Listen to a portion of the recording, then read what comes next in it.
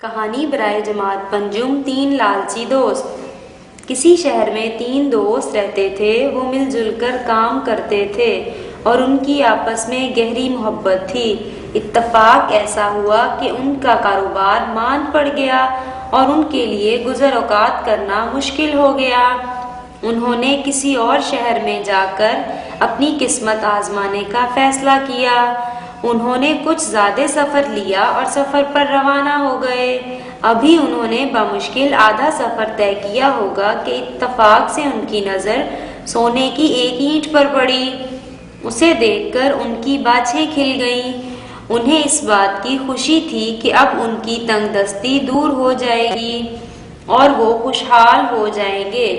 انہوں نے سونے کی اینٹ کے 3 برابر حصے کرنے کا فیصلہ کر لیا۔ اسی دوران انہیں بھوک محسوس ہوئی۔ فیصلہ یہ ہوا کہ ان میں سے ایک آدمی کھانا لینے کے لیے قریبی شہر جائے گا۔ جب وہ آدمی کھانا خریدنے کے لیے چلا گیا تو باقی دونوں دوستوں نے اس کے خلاف ایک سازش تیار کی۔ انہوں نے یہ فیصلہ کیا کہ جب وہ کھانا لے کر واپس آئے تو اسے ہلاک کر دیا جائے اور سونے کی اینٹ کے 2 برابر حصے کر لیے جائیں۔ ان کی نیت میں فتور آ چکا تھا اور لالچ نے انہیں اندھا کر دیا تھا۔ تیسرے آدمی نے پہلے اپنے لیے عمدہ کھانا خریدا اور خوب پیٹ بھر کر کھایا۔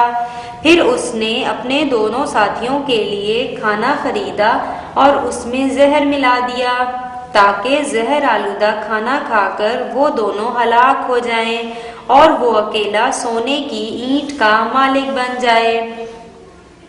جب زہر آلودہ کھانا لے کر وہ جنگل میں اپنے دوستوں کے پاس پہنچا تو وہ جھوٹ موٹ غصے کا اظہار کرنے لگے کہ تم نے کھانا لانے میں اتنی دیر کیوں کر دی، اور یہ کہہ کر وہ دونوں اس پر پل پڑے اور اسے مار مار کر ہلاک کر دیا۔ اپنے تیسرے ساتھی کو ٹھکانے لگانے کے بعد باقی دونوں دوست اطمینان سے کھانا تناول کرنے بیٹھے، لیکن انہیں کیا خبر تھی کہ عنقریب وہ بھی موت کے گھاٹ اترنے والے ہیں۔ چنانچہ زہر آلودہ کھانا کھاتے ہی وہ دونوں بھی وہیں ڈھیر ہو گئے۔ لالچ نے ان تینوں کو موت کی نیند سلا دیا اور سونے کی اینٹ وہیں کی وہیں دھری رہ گئی۔ نتیجہ لالچ بری بلا ہے۔